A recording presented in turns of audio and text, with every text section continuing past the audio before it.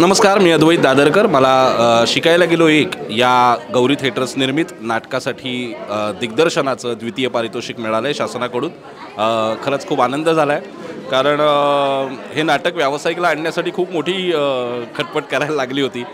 व्यंकूची शिकवणी, मिरासदारांची माझी खूप आवडती कथा, त्याच्यावर काहीतरी करावं असं बऱ्याच जणांना वाटलं होतं. त्यामुळे मलाही त्या कथेवर काहीतरी आजच्या काळातलं करावं असं मला मनापासून वाटलं, आणि त्यासाठी मास्तर आणि त्यातला व्यंकू म्हणजे आमच्या नाटकातला श्याम ही एक जोडी परफेक्ट असणं खूप महत्त्वाचं होतं. त्याशिवाय त्यातला विनोद, त्या कथेतला पण त्याच्याशी प्रामाणिक राहूनच नाटक लिहायचं होतं, आणि ते आजच्या काळातलं करावं एवढाच हट्ट होता एक लेखक दिग्दर्शक म्हणून.